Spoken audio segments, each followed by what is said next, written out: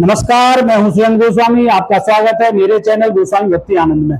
आशा करता हूं कि आप अच्छे होंगे। वीडियो को अंत तक जरूर देखें, ये मेरा निवेदन है। वीडियो आज पिता को लेकर है। माता का गुणगान तो सबसे पहले किया जाता है और ग्रंथ भरे पड़े हैं माता को लेकर के। माता जन्मदाता है, माता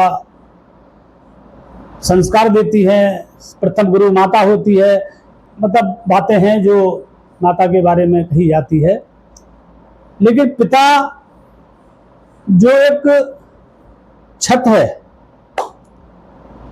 पिता की बात कहीं नहीं की जाती है। पिता जीवन है, पिता संबल है, पिता शक्ति है, पिता सृष्टि की अभिव्यक्ति है, पिता उंगली पकड़ते बच्चों का सहारा है, पिता कुछ खट्टा कुछ मीठा है, पिता पालन है, पिता पोषण है, पिता परिवार का अनुशासन है, पिता से ही बच्चों के ढेर सारे सपने हैं, पिता है तो बाजार के सब खिलौने अपने हैं। ये कविता आपने आप सबने सुनी होगी और बिल्कुल एक एक शब्द इस कविता का सत्य है। हम जब अच्छा बुरा नहीं समझ पाते हैं उस समय पिता हमारी ढाल बनकर हमारे सामने खड़े होते हैं, छत बनकर हमारे सर पर रहते हैं, हमारी सुरक्षा करते हैं, हमें पढ़ाते हैं, लिखाते हैं, बाजार से सामर्थ्यानुसार हमारी इच्छा को पूर्ति करते हैं। जब वो हमें डांटते हैं किसी बात को लेकर के, पढ़ाई हो सकती है, कोई शरारतें हो सकती है, कहीं गलती हो सकती है, तो उस डांट में भी पिता का प्यार होता है और समझाइश होती है। लेकिन बच्चे को उस समय बुरा लगता है कि ये हमसे प्यार नहीं करते, हमारे विरोधी हैं। बच्चे बगावत करने लगते हैं जबकि वो बिल्कुल ठीक नहीं है। पिता माँ अपना मातृत्व, अपना प्रेम दिखा देती है, पिता नहीं दिखा पाता, जबकि पिता के हृदय में अपनी संतान के प्रति अटूट प्यार होता है। मैं एक सत्य घटना मुझको लेकर मेरे पिताजी के द्वारा जो किया गया वो आपके सामने मैं इस वीडियो के माध्यम से बता रहा हूं। सन 1980 में मेरी शादी हुई, अप्रैल में, 19 अप्रैल, और लगभग नवंबर दिसंबर में मुझे पिताजी ने किसी काम से अमरोहा भेजा। तो अमरोहा का रूट हम अलीगढ़ से नहीं, मैं गांव से गया था। हाँ, जिला बुलंदशहर में मेरा गांव पड़ता है। बुलंदशहर से श्यानागढ़ होते हुए अमरोहा जाना होता था और मेरी ससुराल भी गढ़ के नजदीक ही थी, बहुत ज्यादा दूर नहीं थी, 15 किलोमीटर समझ लीजिए। तो अप्रैल में शादी हुई थी, नवंबर दिसंबर की ये बात थी। पिताजी ने एक दिन के लिए भेजा था कि अमरोहा जाओ, रात को रुकना, कल वापस आ जाना। हमारी मौसी रहती है अमरोहा में, मौसी मौसा जी।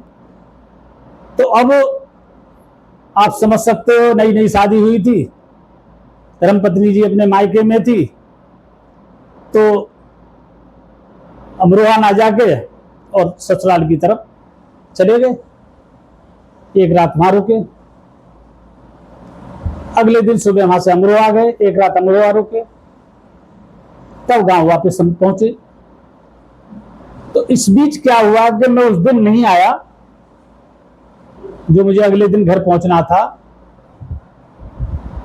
मैं घर नहीं पहुंचा तो उस रात को एक घटना हमारे गांव में हुई।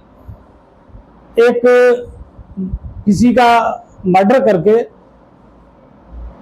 हालांकि अपने समाज से ही था, वो भतीजा भी लगता था, वो बाद में पता चला, मर्डर करके कुएं में डाल दिया था उसको। और सुबह को लोग खेतों वेतों पे जाते हैं, किसी ने देखा कि भाई इसमें तो डेड बॉडी पड़ी है, कोई मरा पड़ा है, और उसको डाला था थोड़ा सा कपड़ा सा लपेट करके, गोल गोल सा करके ऐसे, हल्ला मच गया।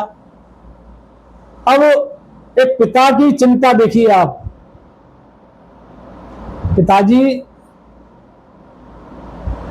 को इतनी चिंता हुई, माताजी को भी हुई, पिताजी को इतनी हुई, और बुरे बुरे ख्याल उनके मन में आए, कहीं ये हमारा बेटा ही तो नहीं है, उसे कल लाना था, वो आ नहीं पाया, कोई घटना तो नहीं घट गई उसके साथ।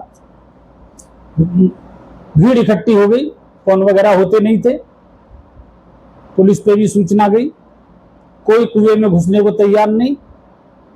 पिताजी एक अपने बेटे को ध्यान में रखते हुए दुखी मन से, चिंतित मन से रस्सी के सहारे उस कुएं में उतरे, और उस बॉडी को, क्योंकि पुलिस में थे पिताजी तो ये काम वो सब जानते थे भी कैसे क्या किया जाता है, तो उस बॉडी को रस्सी से बांध के ऊपर खिंचवाया, फिर रस्सी डाली गई, फिर खुद आए, और हाथ कांप रहे थे, बताते हैं लोग, मतलब हाथ कांप रहे थे उनके, और उसकी गांठ खोलने में चादर की, और जैसे ही खोली तो वो दूसरा चेहरा था, हालांकि अपना ही था, वो भी परिचित था, पारिवारिक था। पिताजी का पूरा शरीर पसीने से नहा रहा था, हाथों में कंपन था, चेहरे पे चिंता थी, डर था, भय था, और जब वो गांठ खुल गई और देखा तो भाई ये मेरा बेटा नहीं है, जब उन्हें संतोष हुआ। और उसी दिन मैं शाम तक घर पहुंचा। आप समझ लो कि मेरा स्वागत कैसे हुआ होगा। आधे घंटे तक प्रवचन, डांट फटकार सब मैंने सुने।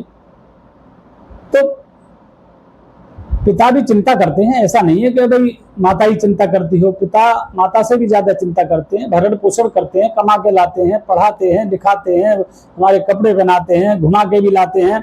पिता हमारे फिर मतलब एक पढ़ाई के बाद शादी विवाह करते हैं, रहने सहने की व्यवस्था करते हैं। तो पिता को भी नजरअंदाज नहीं करना चाहिए। माता पिता दोनों ही इस धरती के, इस पृथ्वी के भगवान हैं। भगवान किसने नहीं, किसने देखा है?